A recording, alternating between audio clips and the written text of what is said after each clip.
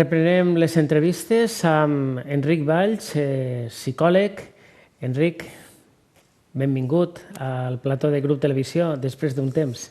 Un placer estar aquí de nuevo. La verdad es que estoy muy contento porque muchas personas también nos han escrito por las redes sociales y nos han dicho, oye, ¿qué pasaba con la sección? Que estaba muy bien y bueno, aquí estamos de nuevo y la verdad es que muy feliz.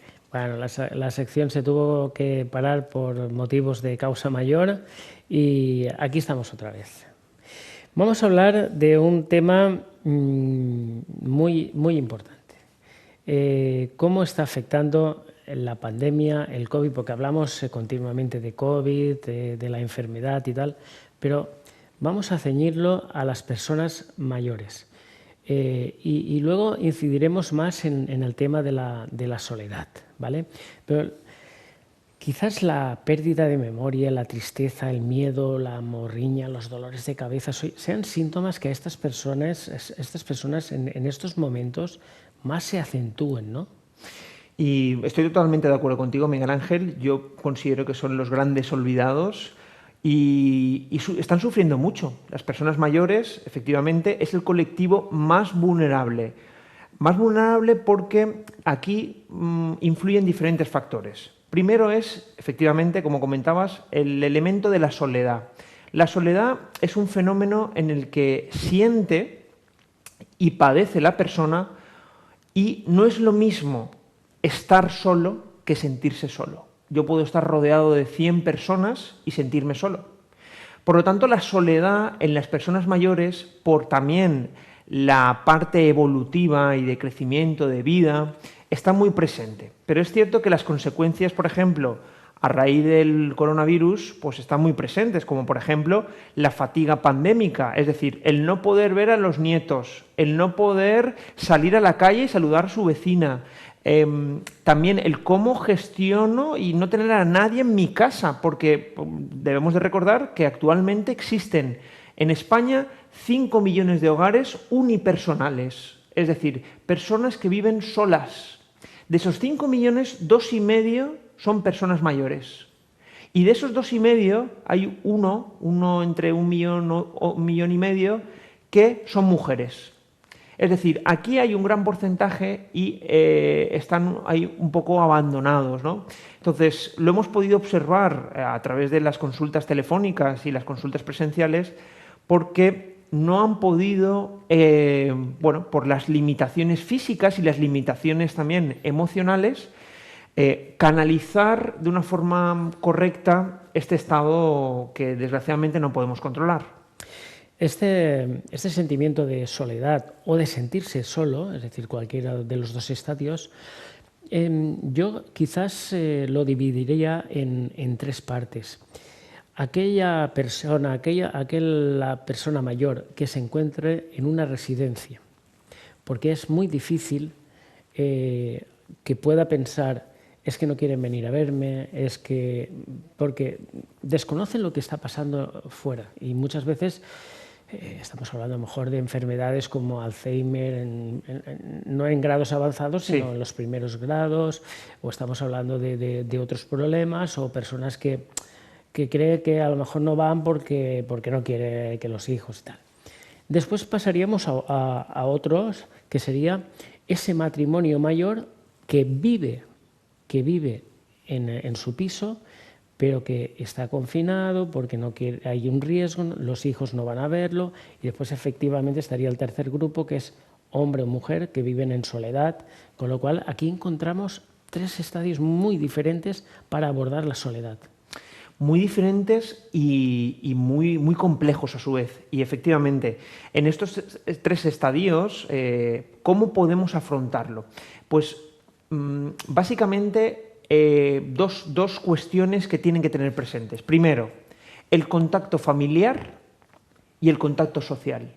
Esas son las almohadas para poder, digamos, amortiguar la soledad.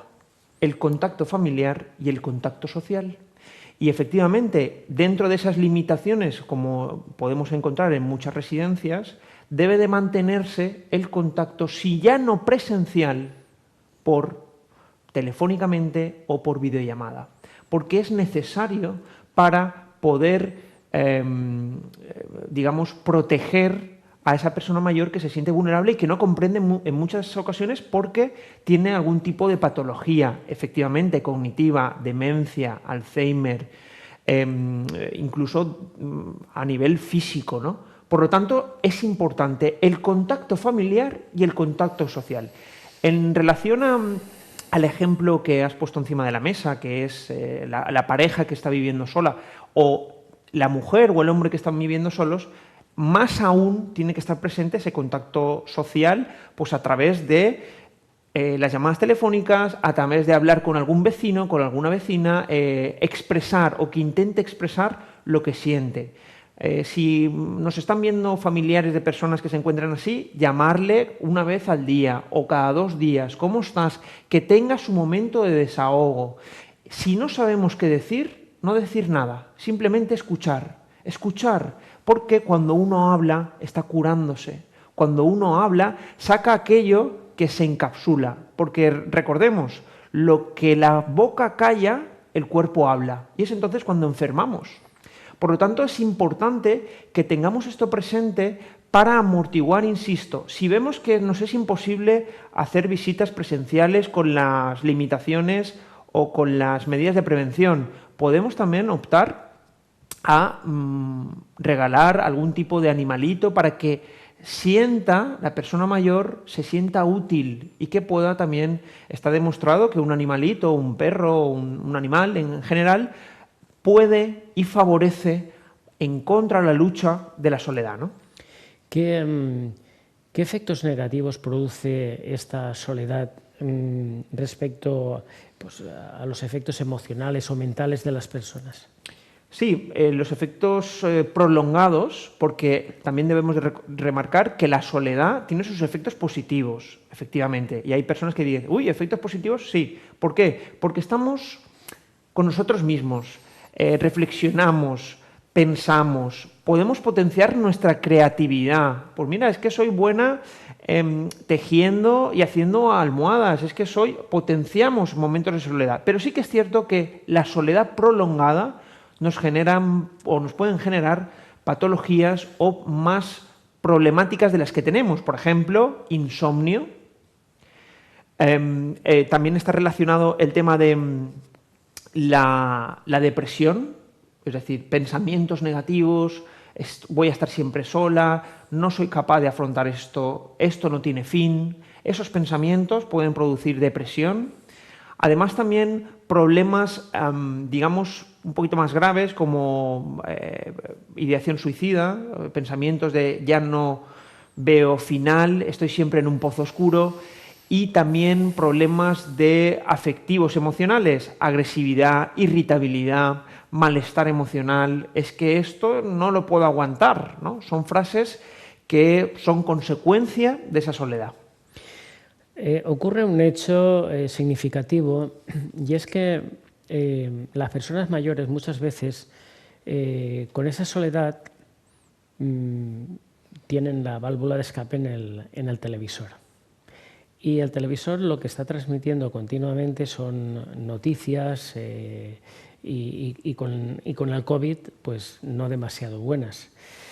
Esa falta quizás, digo la televisor o puede ser la radio también, pero esa falta de gestión buena de la información puede llevar a que la persona sufra ansiedad, angustia. ¿Por qué? Porque no es lo mismo cuando te dicen pues tantos muertos, no sé qué, o la vacuna no sé cuántos.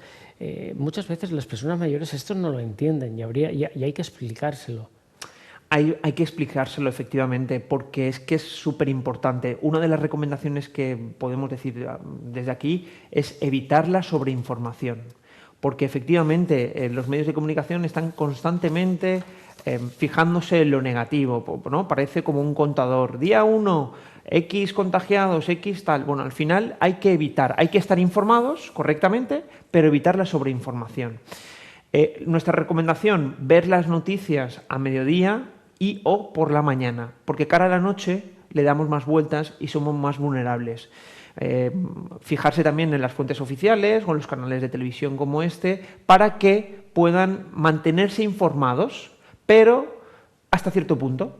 Es decir, ver las noticias, ver estos programas y desconectar pues, a través de la lectura, a través de hacer las tareas del hogar, de incluso llamar por teléfono, insisto esto porque es súper importante para canalizar todo ese malestar y esa tensión emocional y intentar también mantener la mente ocupada, pensar en qué vas a hacer cuando pase todo esto, ilusionarse, soñar, eso ayuda a protegernos de la soledad.